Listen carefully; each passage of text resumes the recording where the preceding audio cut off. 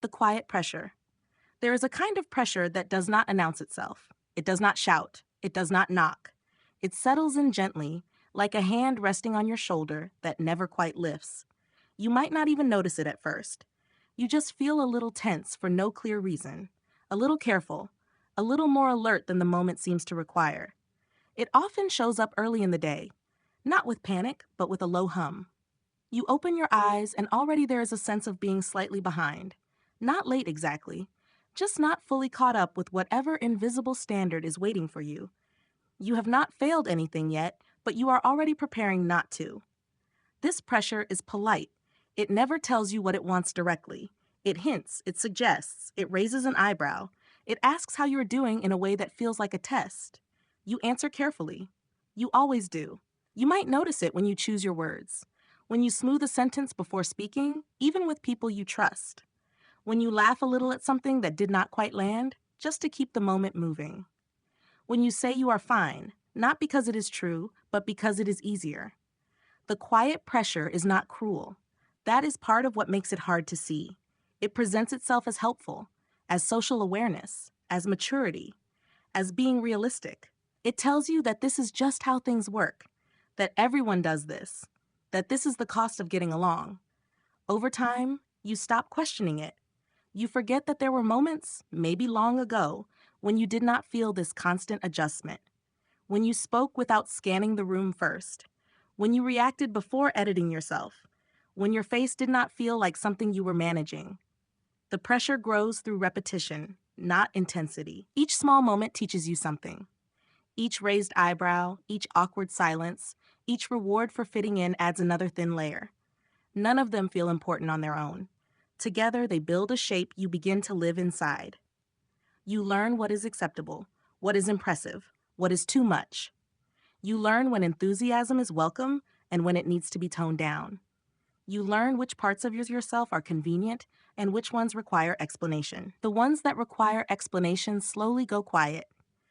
This is not always forced on you. Often, you do it willingly. You sense what is expected and you meet it halfway.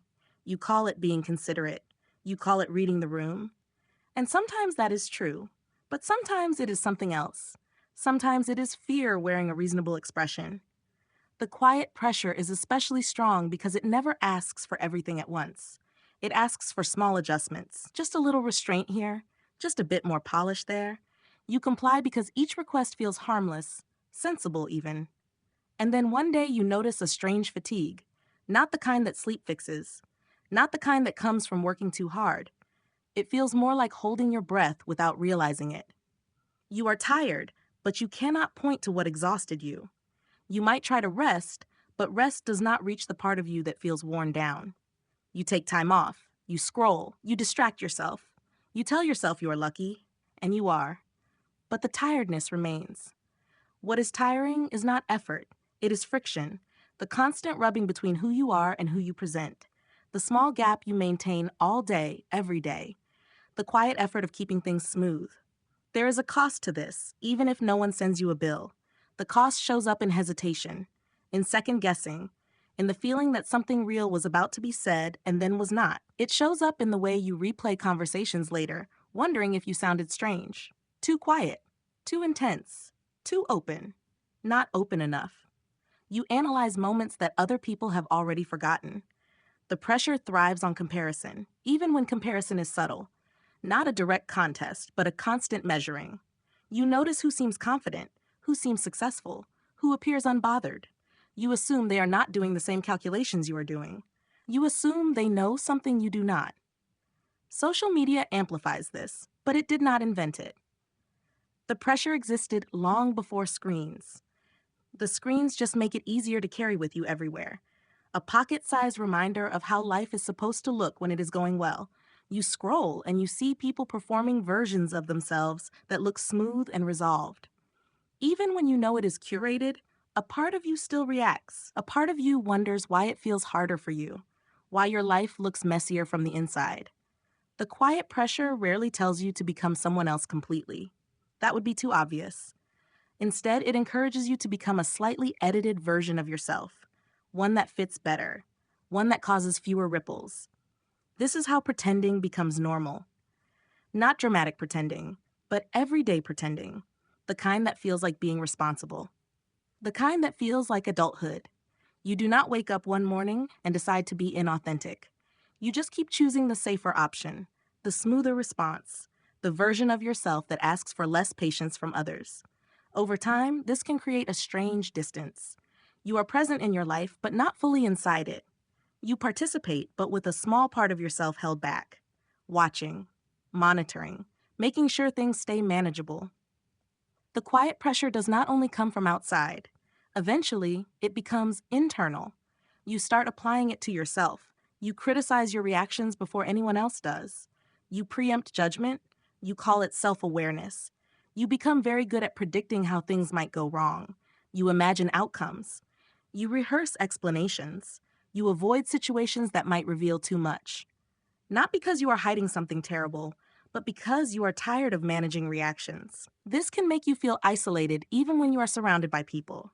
You are with them, but a part of you is busy, always busy. At some point, you may begin to wonder when this started. You may try to remember the last time you felt unguarded. Not fearless, just unguarded.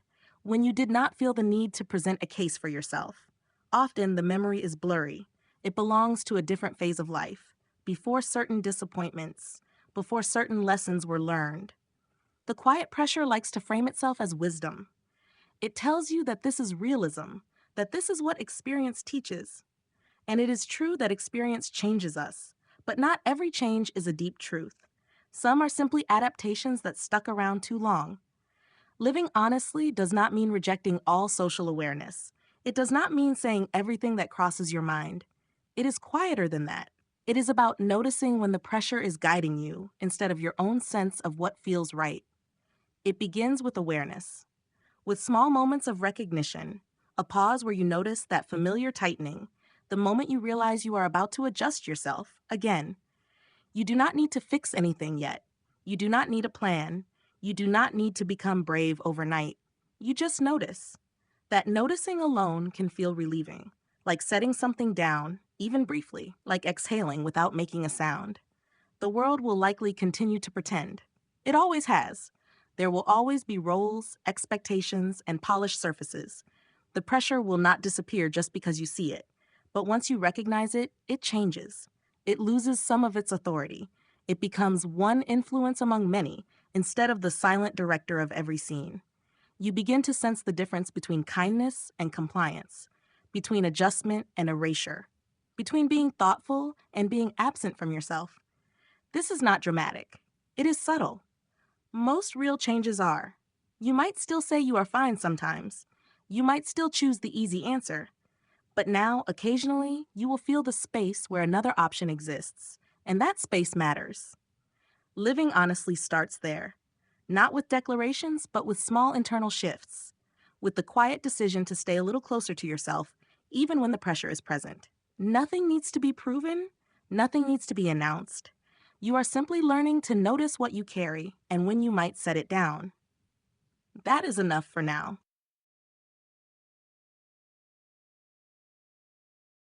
The role you learned. Everyone learns a role before they know they are learning anything at all. It happens quietly, in pieces, over time. No one hands you a script. No one announces the audition. You just begin to notice what works and what does not. You notice when a certain tone gets approval, when a certain reaction smooths things over, when staying quiet feels safer than asking another question. You notice which versions of yourself make other people relax. You file that information away without realizing it.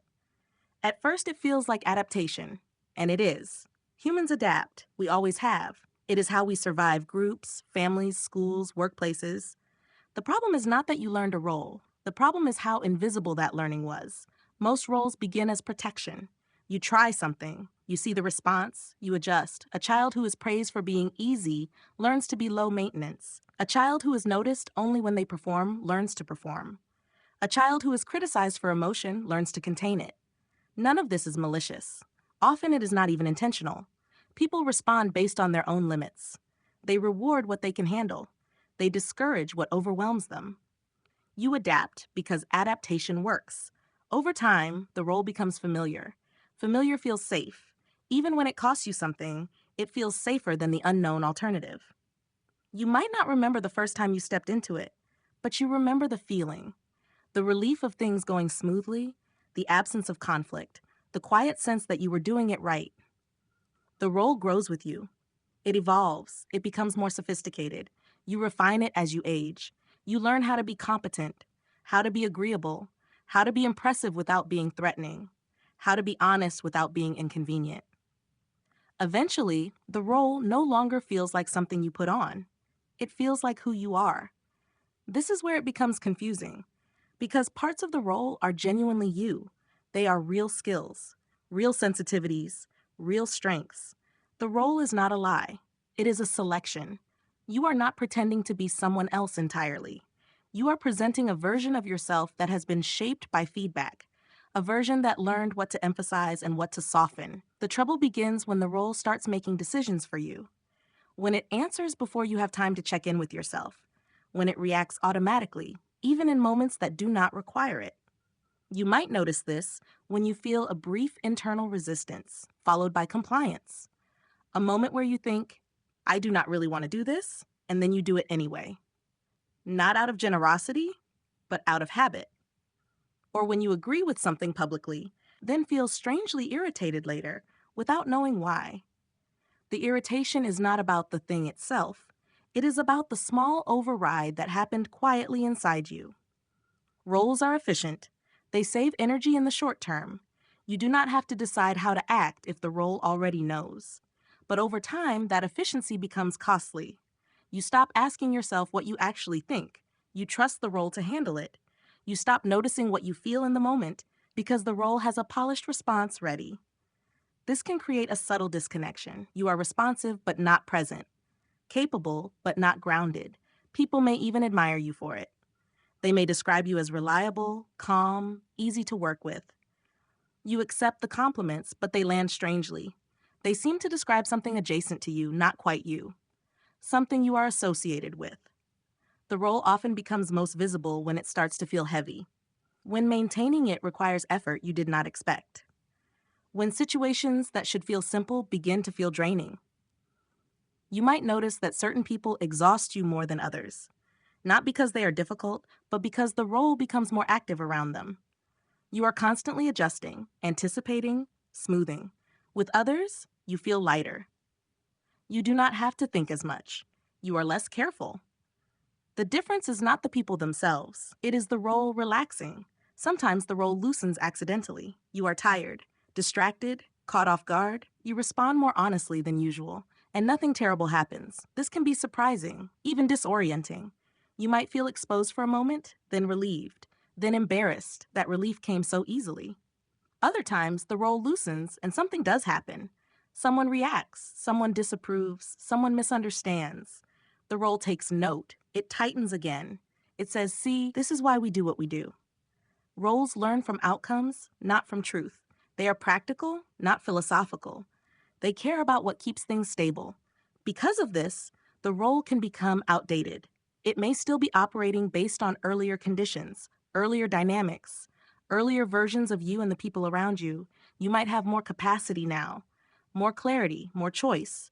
But the role does not know that unless you update it. And updating it feels risky. There is often loyalty involved. Loyalty to the family system you came from. Loyalty to the version of yourself that got you through difficult times. Letting go of a role can feel like betrayal. You may think, this is how I survived. Who am I to question it now? That hesitation makes sense. The role did help you. It deserves acknowledgement, not resentment. But acknowledgement does not mean permanent obedience.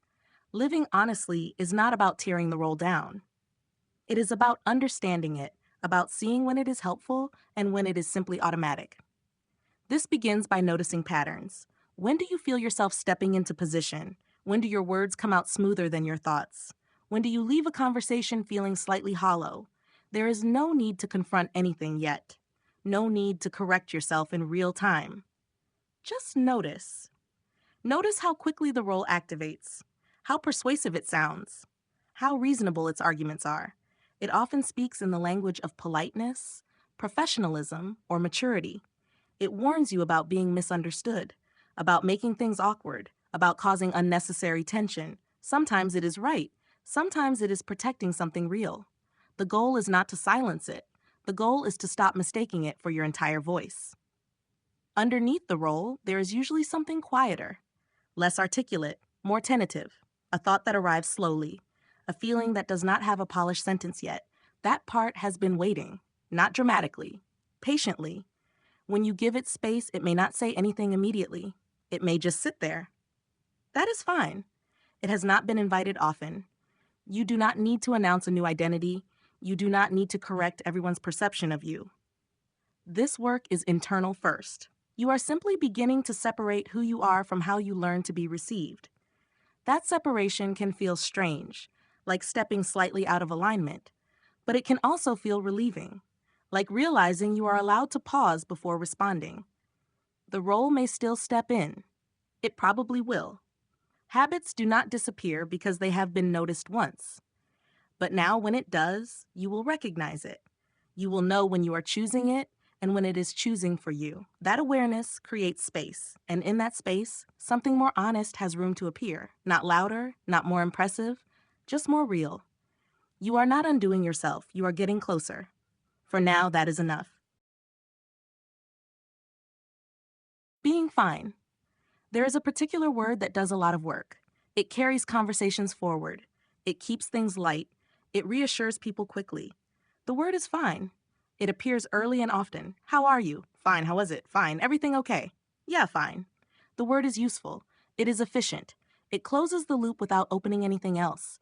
It signals that no follow-up is required. Most of the time, fine does not mean good. It does not mean bad either. It means managed. It means contained. It means nothing here that needs your attention. You learn to use it before you understand what it costs.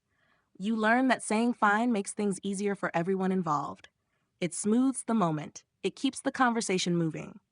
Often, no one is asking for more. They ask out of habit, out of politeness, out of rhythm. Fine fits perfectly into that exchange. The trouble begins when fine becomes the default answer, even when it no longer reflects anything true. Not because you are lying, but because the truth feels too long, too complicated, too inconvenient for the space you are in. So you choose fine. Fine becomes a placeholder, a stand-in for whatever you do not feel like unpacking. It holds stress, disappointment, uncertainty, fatigue. It compresses them into something small and socially acceptable. At first, this feels like skill, emotional efficiency. You are not burdening others. You are being self-contained. You are managing your life. Over time, fine becomes less of a choice and more of a reflex. You say it before you check in with yourself. The word comes out automatically, like a door closing behind you. Sometimes you hear yourself say it and feel a brief internal flinch, a sense that something was skipped. But the moment passes, the conversation moves on, the opportunity closes. You might notice that fine has different tones. There is the light fine, used casually, without much weight. There is the careful fine, delivered with a small smile. There is the firm fine, designed to end inquiry. All of them serve the same purpose. They keep the surface intact. Being fine is often praised. People like it when you are fine. It means you are low maintenance. It means you are not asking for emotional labor. It means you are easy to be around. You may even take pride in this. You may see yourself as resilient, as someone who handles things quietly, as someone who does not fall apart. And there is truth in that. You do handle things. You have learned how. The question is not whether you can be fine. The question is whether you are always meant to be. Because fine is not neutral. It requires effort. It requires holding things in place. You may notice the effort afterward, when you are alone, when your body finally relaxes and something heavy makes itself known. A tight chest, a dull headache, a restlessness that has no clear cause. These are not dramatic signals. They are quiet ones. Easy to ignore, easy to explain away.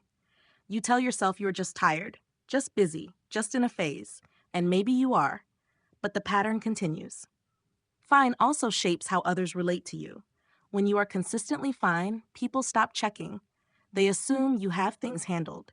They do not mean to abandon you. They simply follow the information you give them. You may feel unseen, then wonder if that is your fault. You did say you were fine. There is a particular loneliness that comes from this. Not the loneliness of being alone, but the loneliness of being uninvited to share more of yourself. You are present, but only on the surface. You may watch others talk openly about their struggles and wonder how they do it, how they speak without minimizing, how they tolerate the discomfort of being seen mid-sentence. You may admire it, then immediately explain why it would not work for you. Different personality, different circumstances, different everything. Sometimes being fine is protective. Not every space deserves your truth. Not every question is a real invitation. Discernment matters. But sometimes fine is simply habit, a shortcut you take even when there is room to slow down. The difference between those two is subtle, but your body often knows it. There is a slight constriction when fine is forced, a sense of holding back when it is unnecessary. Being fine can also become a form of self-abandonment, not in a dramatic sense, but in small daily ways. You override your own signals. You tell yourself it is nothing. You keep going. Over time, this trains you not to listen too closely. You become good at bypassing discomfort instead of understanding it. You might notice that when someone genuinely asks how you are, you struggle to answer. Not because nothing is there, but because you have not practiced putting it into words. The vocabulary feels rusty. You may default to fine, then feel frustrated with yourself. Why could I've said more? But saying more requires space. It requires slowing down. It requires accepting that the moment might become a little less smooth. And smoothness has become familiar. It has become safe. There is also fear involved. Fear that if you start, you will not know where to stop. Fear that your honesty will be too much. Fear that you will be misunderstood. So you choose fine. Again, the cost of this is not immediate. It accrues slowly. It shows up as emotional numbness, as difficulty identifying what you actually want, as a vague sense that life is happening, but you are not fully inside it. You may feel disconnected from your own reactions, unsure whether something bothers you or not, unsure whether you are okay or simply functioning. Fine blurs those distinctions. Living honestly does not mean never saying fine. That would be impractical and performative in its own way. The goal is not to replace one script with another. It is to notice when fine is a shield rather than a summary. This noticing often begins internally. Before you change anything outwardly, you start to pause after the question is asked. You check in with yourself, even if you still answer the same way. Sometimes you will still say fine, but now you will know what it is covering. That knowledge matters. In safer spaces with people who have earned access, you may experiment with saying a little more. Not everything, just one honest sentence, something simple, something real. It may feel awkward, you may stumble, the sentence may not come out neatly. That is okay. The world does not collapse when you are not fine. Most of the time, it simply adjusts. And sometimes, someone meets you there. Not with solutions, but with presence. Not with fixing, but with listening. Those moments recalibrate something. They remind you that fine is not the only acceptable state, that being human is allowed. Even when no one else is involved, being less fine with yourself matters. Letting yourself admit privately that something is off, that something hurts, that something feels unresolved. You do not have to act on it immediately. You do not have to solve it. Just acknowledging it changes the dynamic. It tells your inner life that it is allowed to exist without being minimized. Over time, this builds trust. Not with others, but with yourself. You begin to believe your own signals again. You stop overriding them automatically. You make room for nuance. Fine becomes what it was always meant to be. One option among many. Not a requirement, not a default, not a disguise. Sometimes you will still be fine, genuinely, lightly, easily, and sometimes you will be something else. And that will be fine too.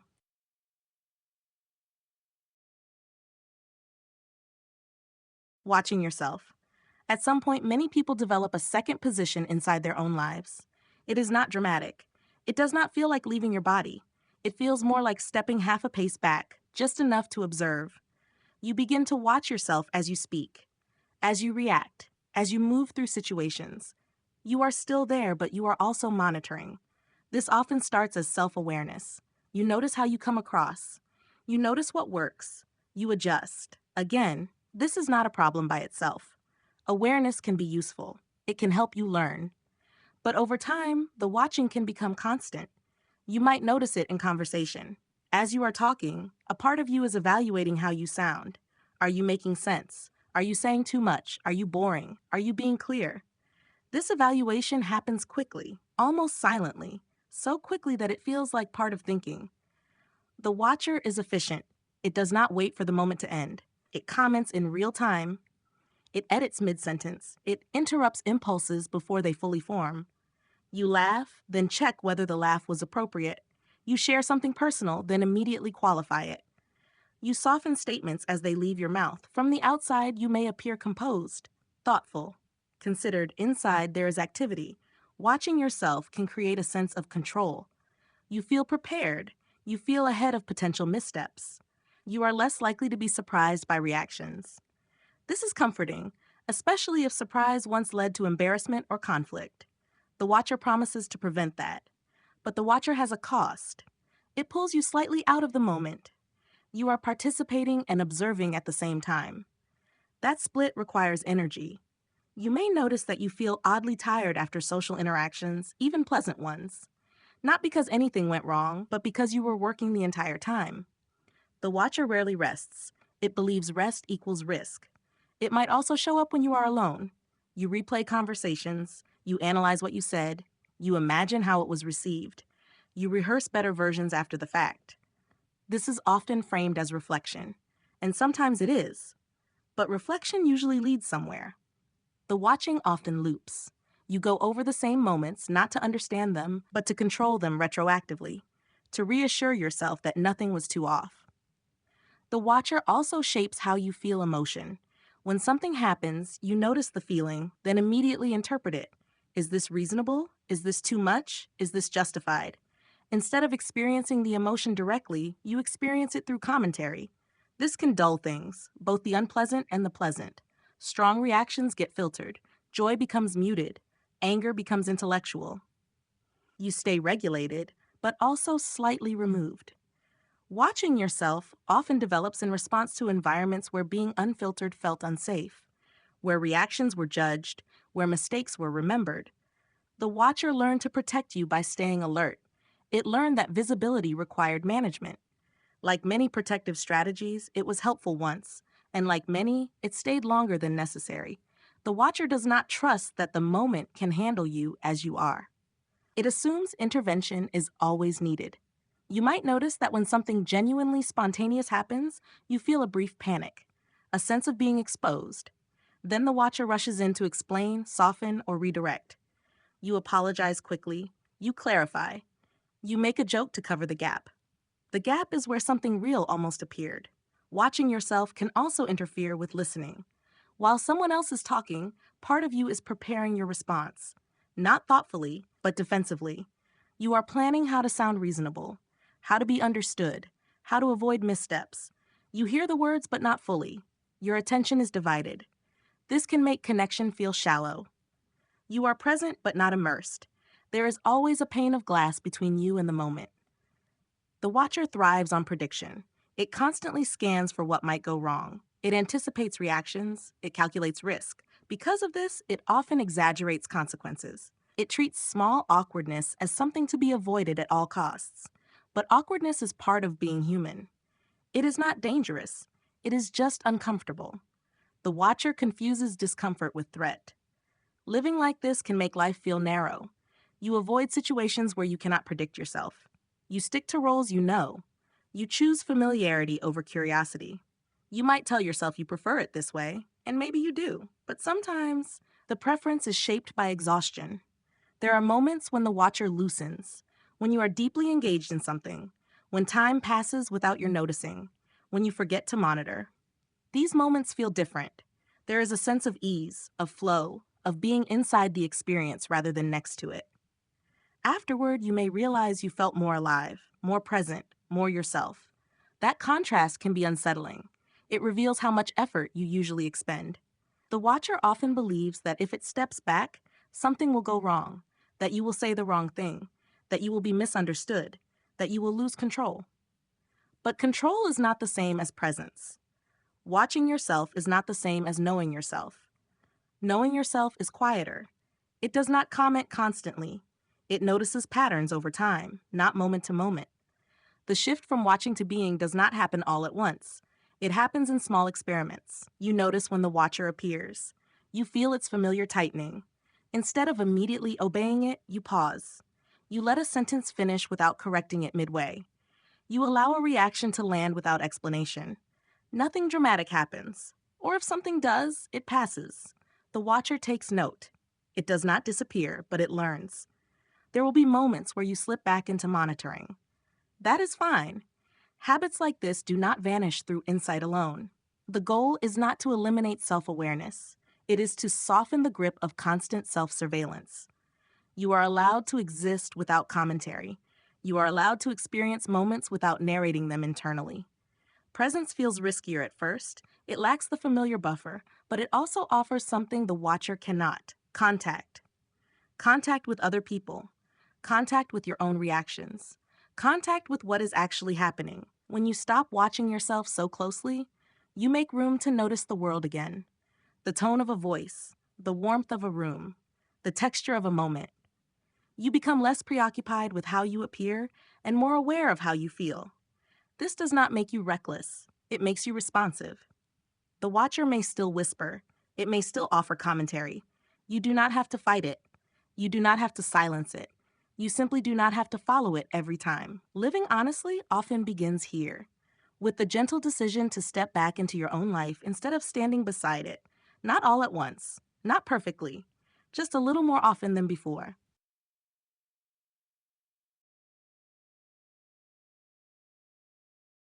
The cost of pretending. Pretending rarely feels like pretending while you are doing it. It feels like adjusting, like being reasonable, like choosing the smoother option in a moment that does not seem worth complicating. That is why it lasts so long. You tell yourself it is temporary, just for now, just until things settle, just until you have more clarity, more security, more space. Pretending promises relief later. But later keeps moving. The cost of pretending is not charged up front. It is deferred. It accumulates quietly, like interest you did not realize was compounding. At first, pretending feels useful. You avoid conflict. You avoid misunderstanding. You keep things running. People respond well. Life appears stable. You may even feel proud of how well you manage yourself, how composed you are, how little trouble you cause. The cost shows up slowly, in places that are easy to overlook. It might begin as a faint sense of dullness, a feeling that days blur together, that nothing feels particularly wrong, but nothing feels especially right either. You still do the things you used to enjoy. They just land differently. They do not reach as deep, or they require more effort to feel satisfying. You might assume this is just adulthood, just routine, just how things go. But pretending takes energy, even when it is subtle, even when it is polite. Every time you suppress a reaction, soften a truth, or perform calm you do not feel, you are spending something. Not dramatically, incrementally. You may notice that you are more tired than you should be. Not physically exhausted, but drained in a way that sleep does not fix. You wake up tired of managing, tired of maintaining the version of yourself that keeps things smooth. This tiredness can turn into irritability, not explosive anger, but a low-level resentment toward people who ask for things, toward obligations, toward small interruptions. You may feel guilty for this. After all, nothing terrible is happening. You have no obvious reason to feel resentful. The resentment is not about what is being asked. It is about how often you say yes when something inside you says no. Pretending also affects decision-making. When you are disconnected from your honest reactions, it becomes harder to know what you actually want. You make choices based on what makes sense on paper, what looks right, what keeps things stable, and sometimes those choices work. Other times, you end up in situations that feel oddly wrong, even though they should be fine. You might think, I chose this. Why does it feel like I am somewhere I did not mean to go? Because pretending does not just hide discomfort, it blurs direction. When you consistently override your own signals, those signals become quieter. Not because they disappear, but because they stop being listened to. You become less fluent in your own internal language. The cost also shows up in relationships. When you pretend, even gently, you limit how deeply others can know you. People respond to the version of you they see. They build a relationship with that version. They cannot meet what you do not show. This can create a strange distance. You may feel close to people, yet unseen, supported, yet alone. You may long for deeper connection while also avoiding the vulnerability that would allow it. This tension can be painful. You want to be known, but you are tired of explaining. You want closeness, but you are exhausted by the idea of showing up without armor. Pretending teaches others how to treat you. When you present yourself as always capable, always fine, always accommodating, people assume you are. They do not mean to take advantage. They simply trust what you show them. You may find yourself carrying more than your share, taking responsibility without being asked, anticipating needs that were never assigned to you.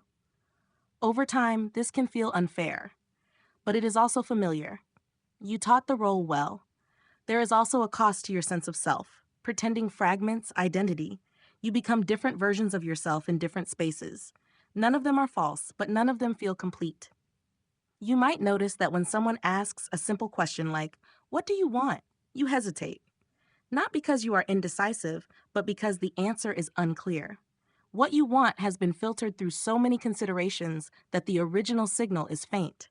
You may default to what is expected, what is easiest, what requires the least explanation. Pretending also affects your relationship with discomfort. When you are used to smoothing things over, discomfort feels threatening. You may avoid situations that could challenge your image. You may stay quiet when something feels off. You may tolerate small misalignments until they become large ones. This avoidance is understandable. Discomfort is unpleasant, but it also carries information. When you avoid it consistently, you miss that information. The cost is not just emotional, it can be physical. Chronic tension, tight shoulders, shallow breathing, a body that is always slightly braced. Your body often knows you are pretending before your mind admits it. You might feel it in the way you hold yourself in certain rooms, in the way your jaw tightens around certain people, in the way you relax only when you are alone. Alone, the pretending drops, and you might feel a rush of relief followed by a wave of sadness. Relief because you can finally exhale. Sadness because you realize how rarely you do. There is also grief involved. Grief for the parts of yourself that learned to hide early. Grief for the ease that might have been possible. This grief is quiet. It does not announce itself. It sits beneath the surface, influencing mood and energy. Pretending also delays growth. When you present a managed version of yourself, you receive feedback meant for that version. You do not get to see how the real you would be received. You do not get to update old beliefs about what is safe. You remain loyal to conclusions drawn long ago. The cost continues because pretending works just well enough. It keeps life functioning. It avoids disaster. It maintains order. But functioning is not the same as living. Living honestly does not mean abandoning consideration for others. It does not mean saying everything you think. It does not mean chaos. It means noticing the moments when pretending is a habit rather than a choice. It means acknowledging that there is a price being paid, even if the bill is subtle. This acknowledgement alone can shift something. When you see the cost clearly, pretending loses its innocence. You may still choose it sometimes. There are moments where it is appropriate, where it serves a purpose, but you will choose it consciously, not automatically. And sometimes you will choose differently. You will tolerate a little discomfort. You will allow a moment to be less smooth. You will let a reaction exist without immediately managing it. The cost of that choice is usually smaller than you fear. The cost of pretending, when added up over years, is much larger. Living honestly is not about dramatic honesty. It is about reducing the quiet tax you have been paying. It is about reclaiming small amounts of energy, clarity, and presence. It is about allowing yourself to take up the space you already occupy without constantly justifying it. The pretending may not disappear, but it no longer runs unnoticed, and that changes everything. Small lies daily. Most lies are not dramatic. They do not involve elaborate stories or conscious deception. They are small, almost invisible, and often spoken with good intentions. They slip into conversations easily and leave without drawing attention. They sound like yes when you mean maybe, like maybe when you mean no, like it's fine when it isn't. These small lies are not about misleading others. They are about keeping things manageable. They are about avoiding friction. They are about maintaining a version of yourself that fits the moment. Because they are small, they feel harmless. Because they are frequent, they become familiar. You might not even think of them as lies. You might call them politeness, tact, social skill, and sometimes that is exactly what they are. The problem is not that you use them. The problem is how often you use them without noticing. Each small lie asks for a tiny adjustment, a slight shift away from what you actually feel, a soft erasure of an internal response. One adjustment does not matter much, but dozens of them, every day, begin to shape your inner landscape. You say you are available when you are already tired. You say you are okay with a plan you would rather avoid. You say you do not mind when you do. None of these moments feel significant enough to challenge. You tell yourself it is not worth it. It is easier this way, and it is easier in the moment. But ease in the moment does not mean ease overall. Each small lie creates a minor tension, not sharp, just present, a sense of something being slightly off. You carry that tension forward. It stacks quietly. You may notice it as a background irritation, a low-level restlessness, a sense that you are always slightly behind yourself. Small lies also train you to doubt your own signals. When you override them repeatedly, they stop feeling urgent. Your body and emotions learn that they are not decisive, that they will be negotiated away. Over time, you may struggle to distinguish preference from obligation, desire from expectation, choice from habit. The small lies blur those lines. They also shape how others understand you. When you say yes when you mean no, people hear yes. They plan around it. They rely on it. Later, when you feel overwhelmed or resentful, it can feel unfair. But the confusion started earlier. You taught them something inaccurate. This can lead to a sense of being trapped by your own agreements. You look at your calendar, your responsibilities, your relationships, and wonder how you ended up carrying so much. The answer is rarely one big decision. It is many small ones. Small lies are especially tempting because they are socially rewarded. People appreciate flexibility. They appreciate accommodation. They appreciate someone who does not make things difficult. You receive positive feedback, gratitude, approval. You feel useful. This reinforcement makes the habit stronger. The cost remains hidden. The internal cost shows up later. When you feel depleted, when your patience is thin, when you find yourself snapping over something minor, you may not connect that reaction to the earlier small lie. The gap is too wide, the cause too subtle. But your system remembers. Small lies also appear in how you talk to yourself. You tell yourself you will deal with something later, that it is not that important, that you should not feel this way. You minimize your own reactions internally, just as you do externally. This internal dishonesty is often framed as resilience, as perspective, as not overreacting. And sometimes it is helpful, but sometimes it is just another way of not listening. There is a particular exhaustion that comes from constantly editing yourself, not just for others, but for your own awareness. You become practiced at moving on quickly, at redirecting attention, at not lingering where something feels unresolved. This makes you efficient. It also makes you disconnected. Small lies also affect your sense of integrity. Not moral integrity, but internal alignment. Integrity is often misunderstood as rigid honesty, but at its core, it is about coherence, about your inner experience matching your outer expression. When there is a gap, even a small one, it registers. You may feel it as discomfort without a clear reason, a sense of being slightly out of place, even in familiar settings. You might try to fix this by doing more, by being more helpful, by being more agreeable. That only adds more small lies. The habit is self-reinforcing. Breaking it does not require dramatic truth-telling. In fact, dramatic honesty can be another form of performance. What matters is noticing. Noticing when you are about to say something that is not quite true. Not to stop yourself immediately, but to acknowledge it internally. You might still say it. You might decide the moment does not allow for more honesty. That is fine. But now you are aware of the choice. That awareness is a shift. It moves the behavior from automatic to conscious. Sometimes you will choose differently. You will say, let me think about it, or I am not sure, or I do mind actually. These responses may feel awkward at first. They may disrupt the smoothness you are used to, but they also reduce tension, not immediately, but over time. The world does not collapse when you tell small truths. It adjusts, and you adjust with it. Small truths are quieter than lies. They do not demand attention. They simply sit there. They allow your inner signals to matter again. You begin to trust yourself a little more. You begin to believe that your reactions are relevant. This trust builds slowly. It is not dramatic. It shows up in subtle ways. You feel less resentful, less braced, less tired. You may still lie sometimes, out of politeness, out of necessity, out of care. The goal is not purity, it is proportion.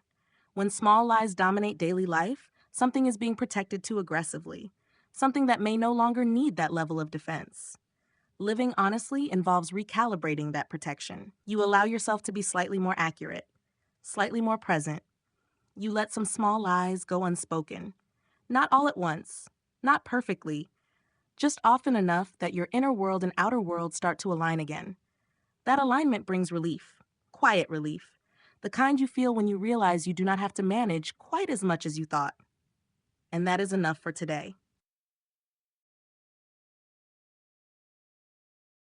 You are alone. There is a noticeable shift that happens when you are finally by yourself. Not the dramatic kind of alone, but the ordinary kind. The door closes, the noise fades, the room settles, something in you settles too. Your face relaxes in ways you were not tracking. Your breathing changes, your shoulders drop slightly. It is subtle but real. Who you are alone often feels simpler. Not necessarily happier, just less managed. There is no audience to consider, no reaction to anticipate, no version of yourself to maintain. You can move through space without thinking about how you look while doing it. This version of you is not a secret. It is just rarely required. When you are alone, you might notice thoughts appearing without immediate judgment. Feelings rise and fall without commentary. You are not editing in real time. You might feel more tired than you expected, or more restless, or oddly blank. These are not problems. They are what was waiting. Being alone allows what was held back to surface. Not dramatically, gradually. You may find yourself staring out a window longer than necessary, letting time pass without explanation, allowing silence to stretch. In company, silence often feels like something to fill. Alone, it simply exists. You may also notice habits that only appear when no one is watching. The way you pace, the way you talk to yourself, the way you procrastinate or focus. These habits are informative. They reveal where energy goes when it is not being directed outward. Sometimes being alone is uncomfortable. Without distractions, you feel a vague unease, a sense of something unresolved. You might reach for your phone, turn on noise, create movement. Anything to avoid staying with that feeling too long. This discomfort is not a flaw. It is a signal. It often means there is a backlog, emotions that were deferred, thoughts that were postponed, reactions that did not have space earlier. When you are alone, they line up quietly, waiting to be acknowledged. You do not have to address them immediately. You do not have to analyze them. You simply notice that they are there. Who you are alone also includes your preferences, the small, honest ones. What pace you naturally move at, what music you choose when no one will hear it, what you eat when presentation does not matter. These preferences can be surprising. They may not match the image you present. They may feel inconsistent with how others know you. That inconsistency is not hypocrisy. It is context. We are not the same in every environment, but there is often a core rhythm that shows up when pressure is removed. That rhythm matters. When you ignore it consistently, life feels like work even when nothing is wrong. Being alone also reveals what you avoid, the tasks you delay, the thoughts you circle, the conversations you rehearse but never have. Avoidance is often easier to see when no one else is involved. You might judge yourself for this. Call it laziness, lack of discipline, weakness. But avoidance usually points to friction, to something that costs more energy than it should, to something that feels misaligned. Alone, you can notice that without having to defend it. There is also honesty in how you speak to yourself when no one else can hear. The tone matters. Some people are kinder to strangers than to themselves. Others are harsher alone because no one is there to intervene. This internal dialogue shapes how you experience everything else. Being real begins with noticing that voice, not correcting it immediately, just hearing it clearly. You may be surprised by what it says, by how often it minimizes, or criticizes, or rushes, or by how quiet it is. Some people discover that when they are alone, there is very little internal chatter, just a sense of presence, of being. This can feel unsettling too. Without noise, there is nowhere to hide. Being alone is where alignment becomes visible. The distance between who you are publicly and who you are privately becomes clear. Sometimes the distance is small, sometimes it is wide. Neither is a judgment, it is information. The more time you spend alone without distraction, the more familiar this private self becomes. Not in a dramatic way, in a practical one. You learn what restores you and what drains you, what feels natural and what requires effort. This knowledge is valuable. It is also easy to ignore. Modern life does not encourage solitude. Silence is often treated as a problem to solve. Being alone is something to fill. But solitude is where you stop performing by default. It is where you notice what feels true when nothing is being asked of you. You may find that you are more emotional alone, or less, more creative, or more tired. There is no correct outcome. What matters is that you are not editing the result. This private self is not meant to replace your public self. The goal is not to live as if no one else exists. The goal is to reduce the gap. When you know who you are alone, you can bring more of that into the world. Not all of it, just enough. Enough that life feels less like a performance and more like participation. You might start to notice when you are pushing yourself away from your natural pace, when you are overriding preferences that matter. You might adjust small things: how you schedule your day, how much you take on, how you recover. These adjustments are not dramatic, they are practical. Being alone teaches you where you are most yourself. That knowledge becomes a reference point. When you feel off, you can ask yourself a simple question: how far am I from that place right now? You do not have to return fully. Life involves compromise. But knowing the direction matters. The private self does not need to be hidden or protected. It does not need to be justified. It is not asking for attention. It is asking for recognition. When you give it that, something settles. You feel less split, less stretched, less tired of being. You are still social, still engaged, still capable, but you are also anchored. Living honestly often begins here, in the quiet space where no one is watching, where nothing needs to be impressive, just accurate. That is enough. Saying less. There is a moment, often brief, when you consider adding some to a conversation and then decide not to. The decision happens quickly. Sometimes it is conscious, sometimes it is not. The thought appears, pauses, and disappears. Most of the time, this feels sensible. You do not want to complicate things. You do not want to derail the flow. You do not want to be misunderstood. So you say less. Saying less is often confused with being quiet, but they are not the same. You can speak a lot and still say very little. You can also speak very little and be fully present. What matters is not volume, it is alignment. Many people learn to say less as a form of safety. They notice early on that certain things create friction, that opinions invite reaction, that honesty can be inconvenient, so they streamline. They speak only what is necessary, what is appropriate, what will land without causing waves. This skill is useful. It keeps conversations efficient, it reduces conflict, it allows you to navigate complex social spaces. But like most useful skills, it can become overused. You might notice that you often leave conversations feeling slightly incomplete, not upset, just unsatisfied, as if something remained unsaid, even though nothing obvious was missing. That feeling comes from restraint that has become habitual. Saying less can also be a way of managing perception. When you limit what you say, you limit what can be misunderstood. You stay within safe territory. This can feel like control, and in a way, it is. But control has a cost. It narrows expression. It reduces spontaneity. It keeps you inside known boundaries. You may notice that when someone asks an open-ended question, you answer with something contained, a summary, a neat version. You leave out the messy parts, the uncertainty, the half-formed thoughts. Those parts feel risky. They are not polished. They might invite questions you are not ready to answer.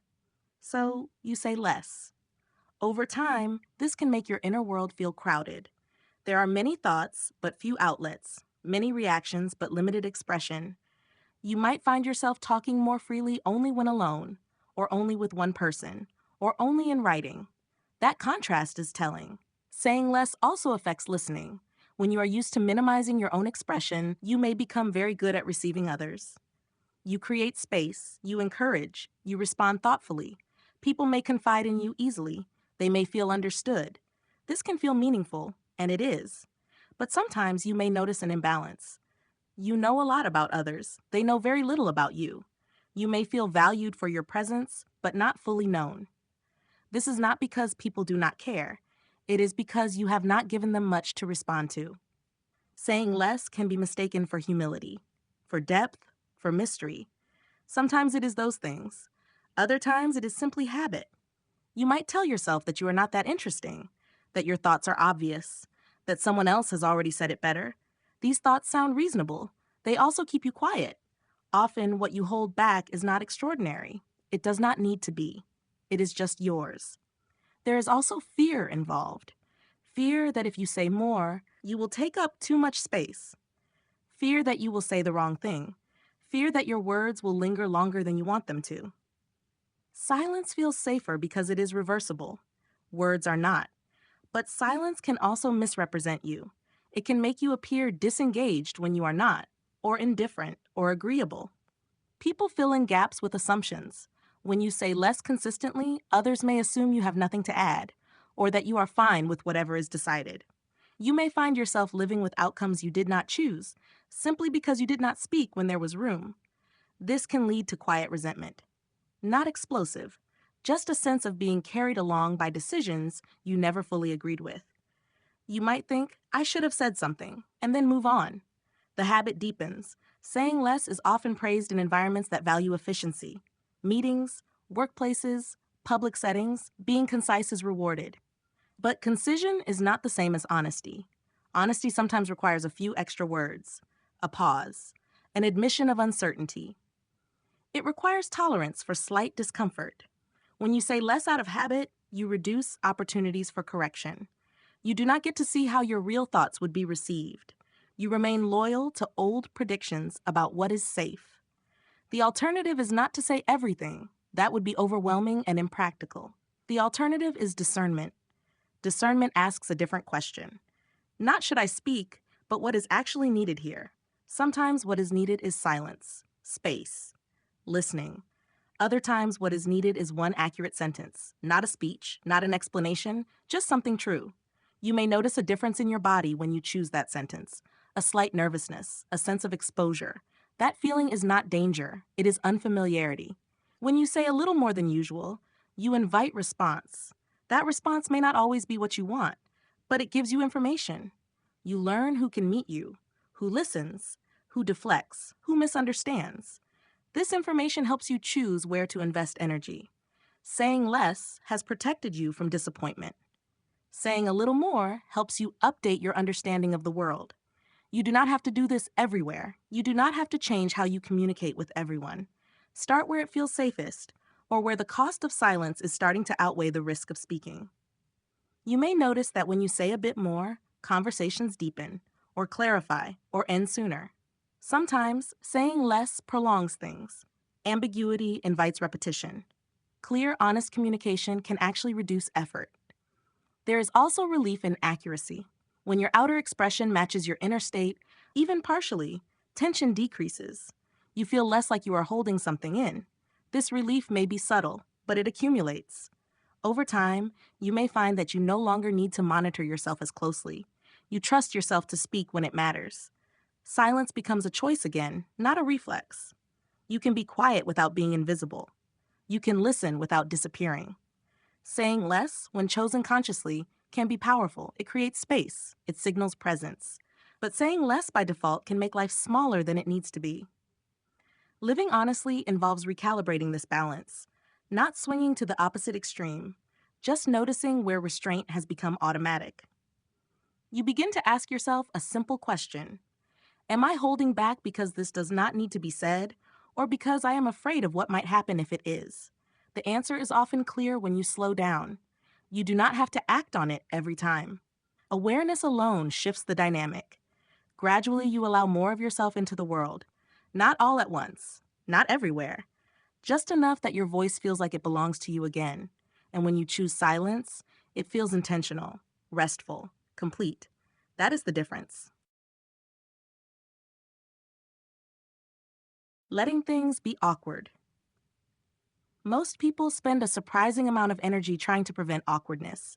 They smooth pauses, they fill silence, they laugh a little too quickly, they explain things that did not actually need explaining.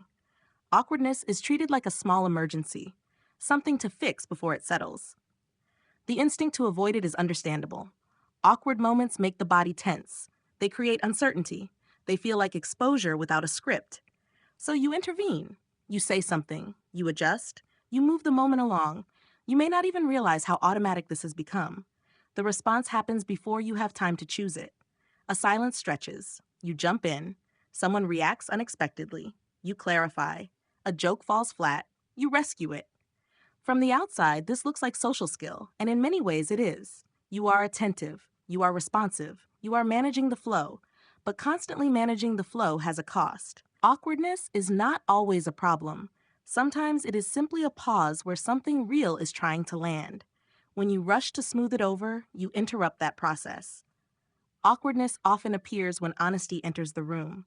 Someone says something slightly vulnerable, or slightly unclear, or slightly true. The silence that follows is not failure, it is processing.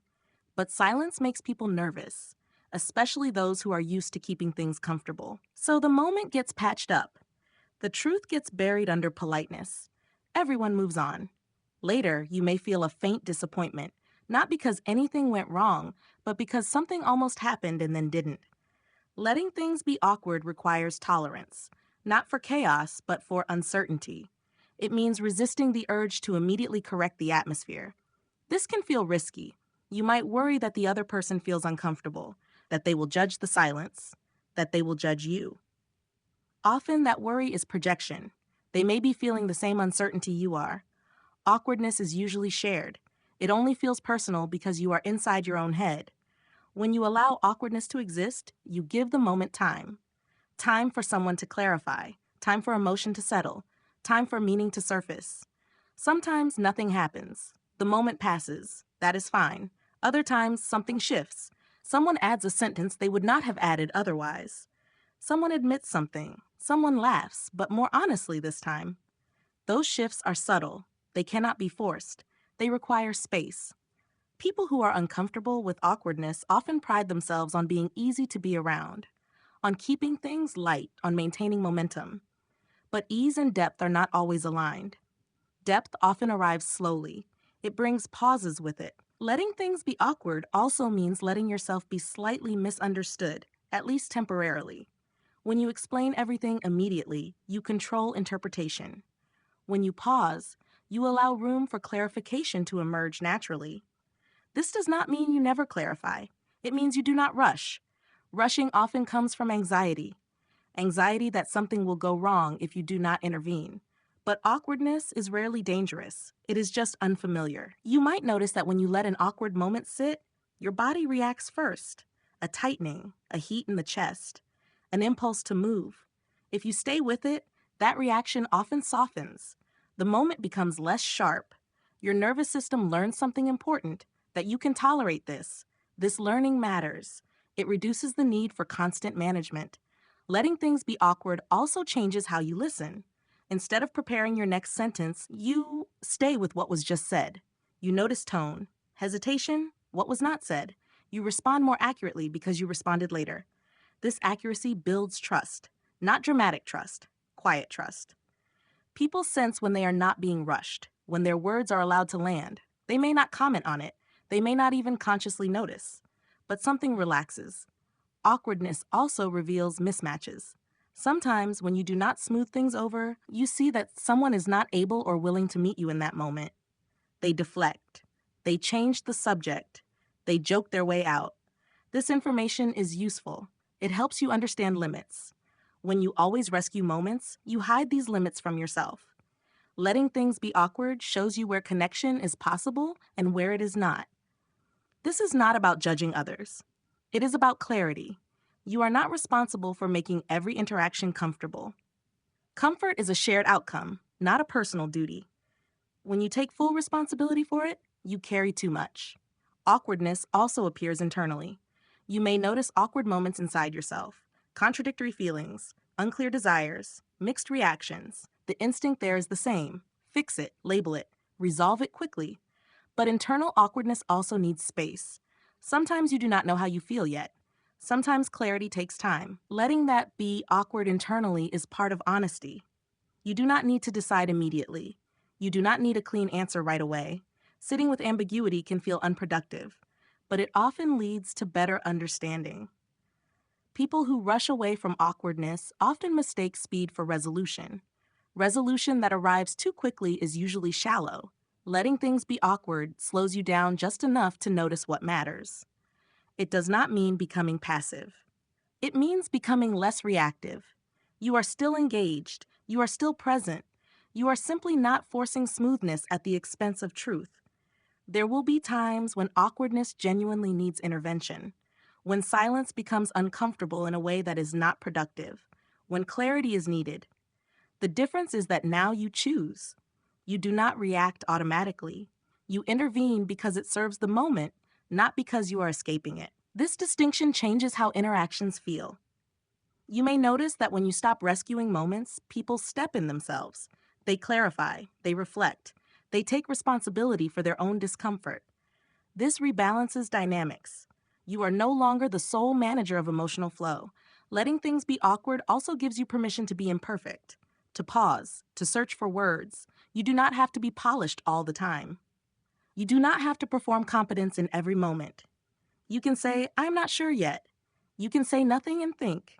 These small allowances reduce pressure, not just for you, but for others. Over time, your tolerance increases. Awkwardness becomes less threatening, less urgent. You stop seeing it as something to eliminate and start seeing it as a transition space, a place between what was said and what might be said next. Living honestly often means staying in that space a little longer than feels comfortable. Not because discomfort is good, but because truth is not always immediate. When you let things be awkward, you allow life to unfold without constant interference. You trade control for contact. The result is not dramatic. It is quieter. Conversations feel more real, less rushed, more grounded. You feel less responsible for managing everything, less tired at the end of interactions. And when you do speak, your words land more cleanly because they arrived from presence, not panic. Awkwardness loses its power when you stop fighting it. It becomes just another part of being human. And that is something you can live with.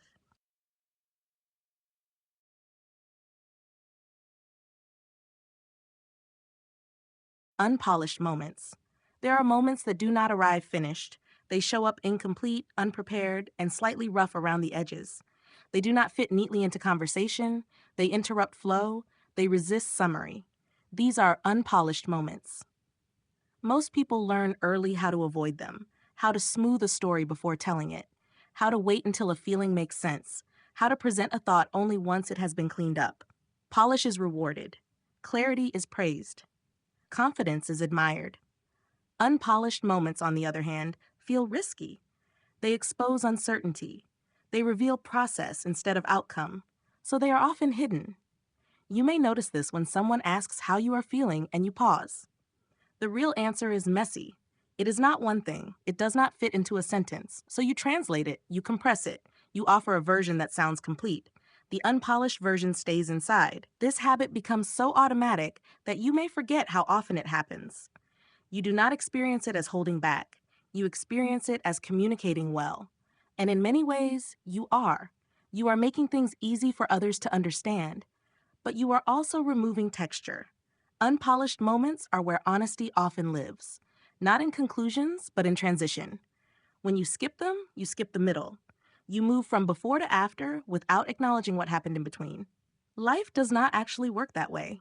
Most experiences are lived in the middle, in confusion, in half-formed reactions, in not knowing yet. When you only share polished outcomes, you create a gap. Others see the result, but not the process. You appear more resolved than you feel. This can be isolating. People may admire your clarity while you feel anything but clear. They may come to you for certainty, unaware that you are still finding your footing. Unpolished moments also make you human. They show vulnerability without performance. They reveal thinking in motion. But vulnerability is often misunderstood as oversharing, as weakness, as something that requires immediate reassurance. So you keep things tidy. You might tell yourself that no one needs to hear the unfinished version, that it would be confusing, that it would burden others.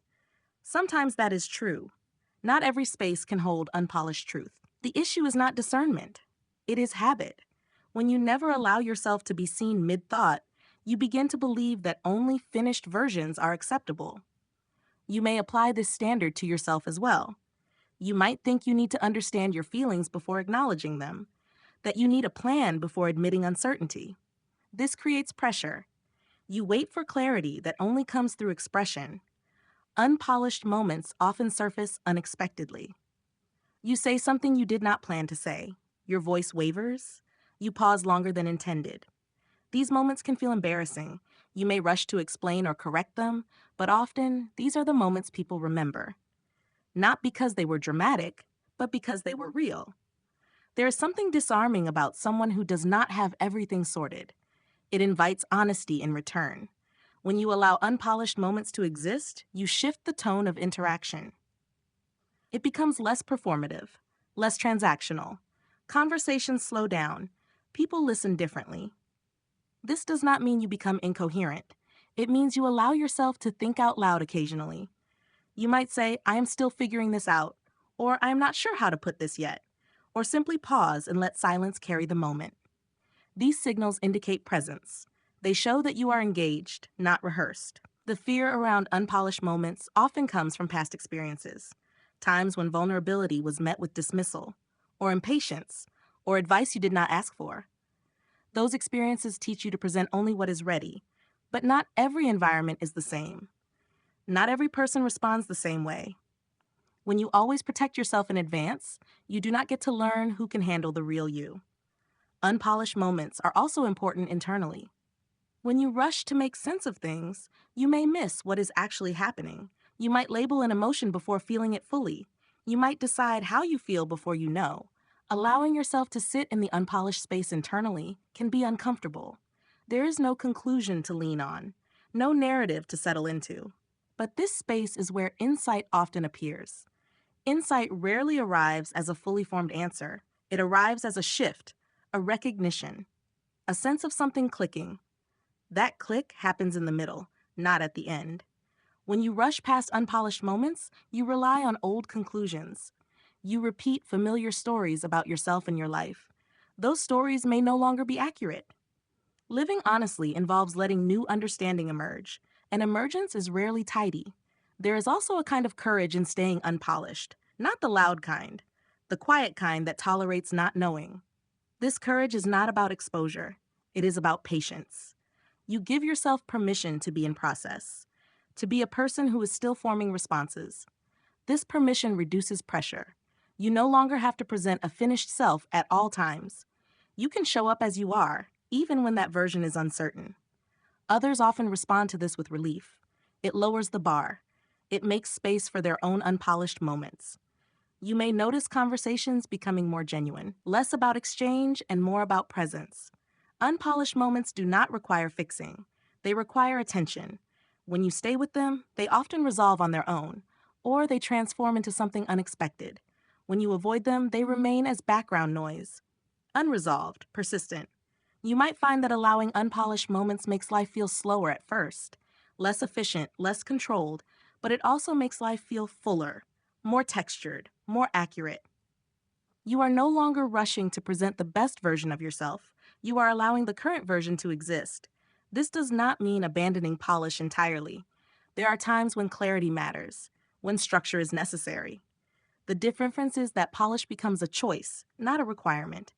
You can decide when to refine and when to reveal process. Over time, this balance becomes intuitive. You sense when a moment needs resolution and when it needs space. You trust yourself to navigate that. Unpolished moments become less threatening. They become familiar territory. You recognize them as part of being alive, not as mistakes to correct. And in that recognition, something softens. You feel less pressure to perform, less urgency to arrive somewhere. You are allowed to be here, in the middle, without apology. That is where most of life happens, and it is enough.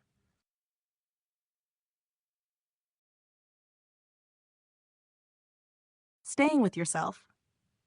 There are moments when it would be easier to leave yourself, not physically, but internally. Moments when discomfort rises and the instinct is to distract, explain, minimize, or move on quickly. Leaving yourself is subtle. It looks like scrolling instead of feeling, like making a joke instead of pausing, like telling yourself it does not matter when it clearly does. You do it to keep going, to function, to stay efficient. Staying with yourself asks something different. It asks you to remain present when nothing is resolved yet, when a feeling is vague, when a reaction does not fit neatly into your understanding. This is not dramatic self-focus. It is quiet attention.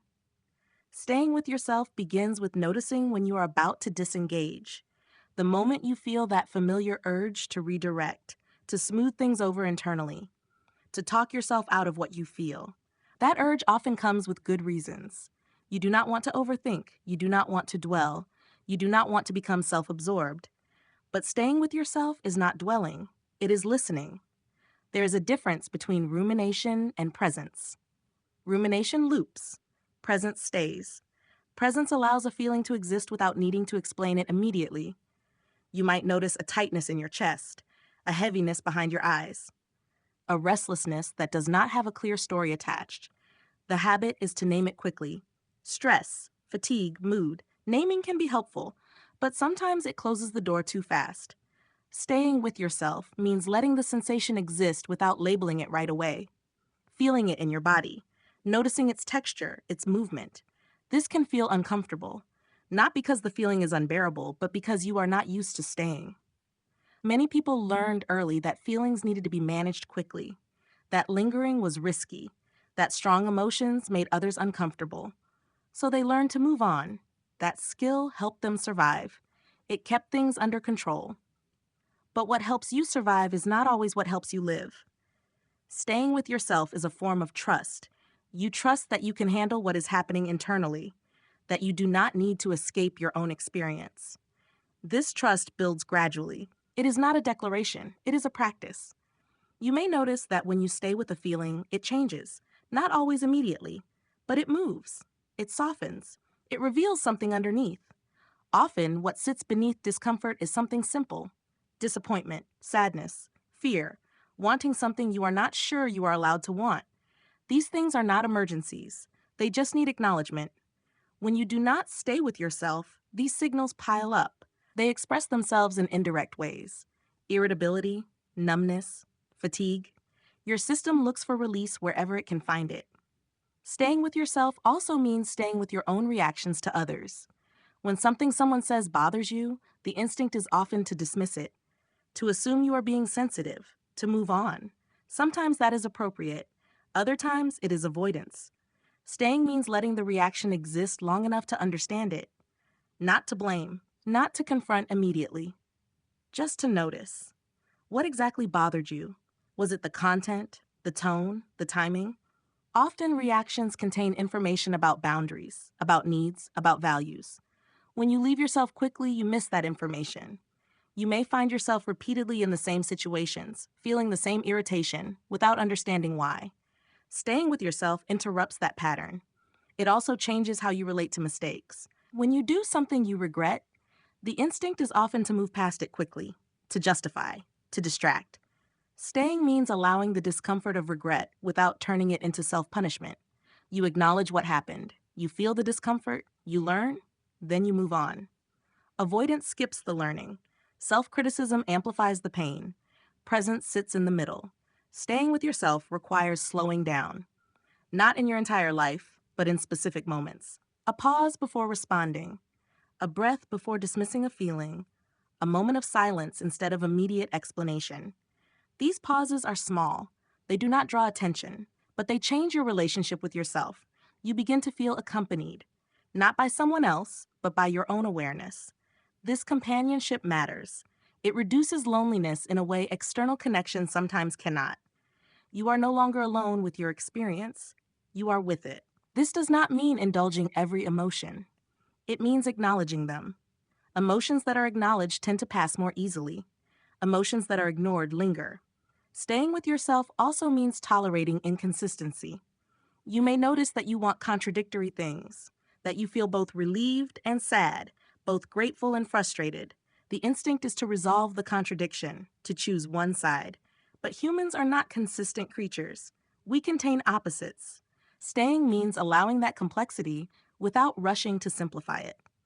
This can feel mentally untidy, but it is emotionally honest. Over time, staying with yourself builds resilience, not the hardened kind, but the flexible kind. You become less afraid of your own inner states. You trust that they are manageable. This trust makes it easier to be honest with others. When you are not afraid of what you feel, you do not need to hide it as much. You also become more selective. You share more accurately. You choose when and with whom. Staying with yourself does not isolate you, it anchors you. You may notice that you feel steadier in conversations, less reactive, less defensive, because you are not outsourcing your sense of stability. You are carrying it with you. There will be times when staying feels impossible, when life is too busy, when emotions are too intense. In those moments, you do what you can. You cope. You get through. Staying with yourself is not a requirement. It is an option you return to when you have space. Even brief moments matter. A few seconds of acknowledgement, a quiet recognition, a gentle pause. These moments accumulate. They create a relationship with yourself that is based on presence rather than management. You begin to feel that you are on your own side, not indulgently, honestly.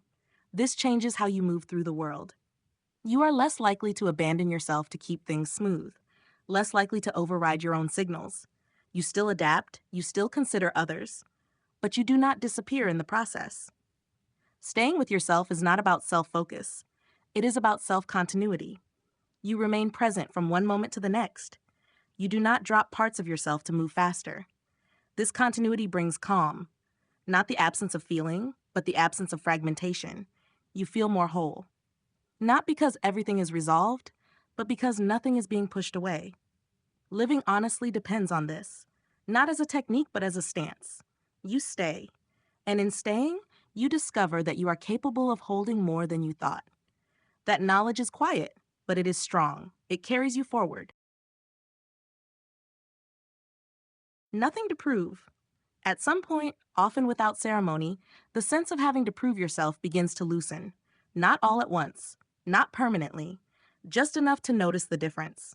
You realize you are less interested in convincing, less motivated to explain, less alert to how things look from the outside.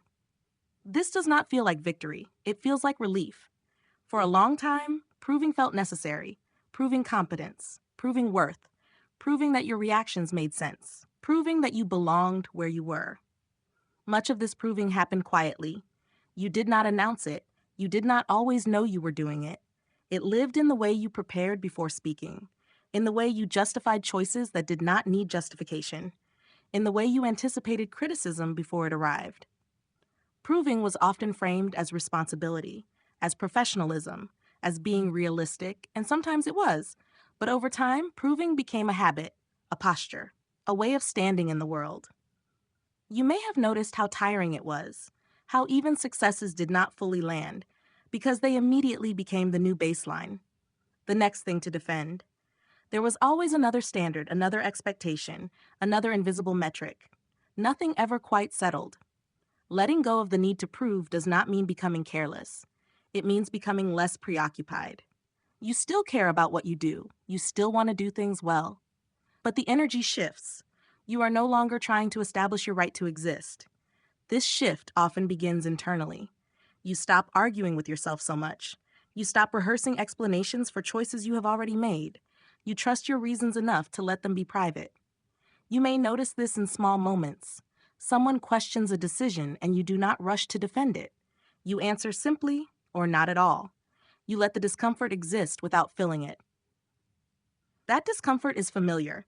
It is the echo of old expectations, but it passes more quickly now. Nothing to prove also changes how you receive feedback.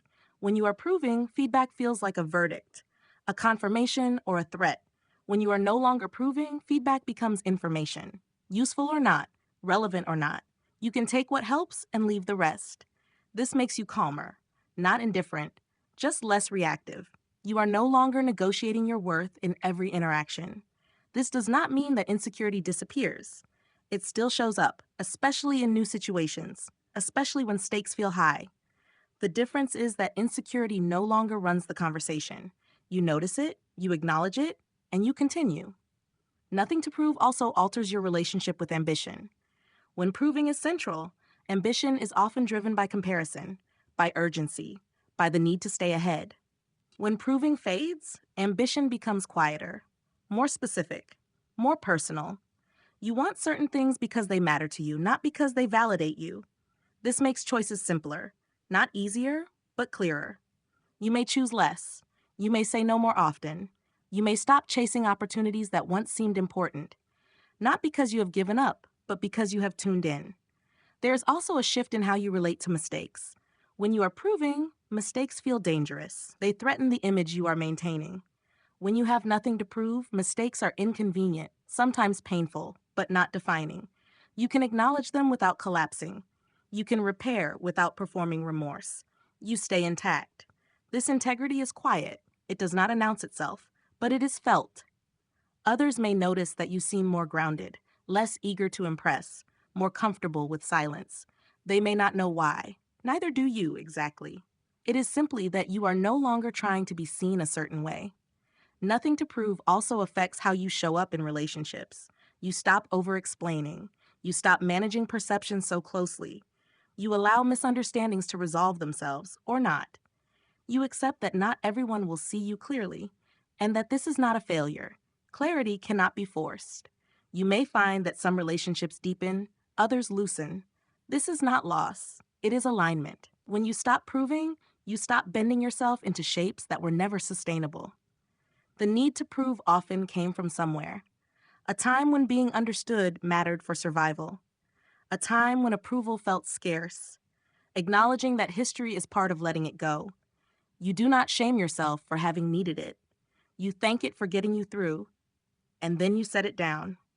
Nothing to prove does not mean nothing matters. It means that meaning is no longer outsourced. You no longer need constant confirmation that you are doing life correctly. You trust your own sense of adequacy. This trust is not blind. It is informed. It comes from having paid attention, from having stayed, from having noticed. It is built on experience, not affirmation. You may still want recognition sometimes. That is human. Appreciation feels good. The difference is that you do not depend on it to feel real. Your sense of self is less porous. When praise comes, you receive it. When it does not, you continue. This steadiness changes your pace. You move a little slower. You choose more carefully. You feel less rushed to arrive somewhere. There is also more space for rest, real rest, not collapse but ease. You are no longer holding yourself upright through effort alone. Nothing to prove brings a kind of softness, not weakness, softness. You are gentler with yourself, and because of that, often gentler with others. You are less interested in winning conversations, less invested in being right. You listen differently. You speak differently. You allow silence to exist without filling it. This does not make you passive. It makes you present. You engage where it matters. You withdraw where it does not. You no longer feel compelled to respond to everything. That freedom is subtle, but it is real. Living honestly leads here, not to certainty, not to confidence in the loud sense, but to a quiet sufficiency. You are enough for yourself, not in a slogan way, in a lived way. You do not need to prove that you belong. You are already here. You do not need to justify your pace. It is yours. You do not need to explain every choice. You made it. There will still be moments of doubt, moments when old habits return. You notice them. You breathe. You continue. Nothing to prove is not a permanent state. It is a direction, a way of orienting yourself when things feel uncertain.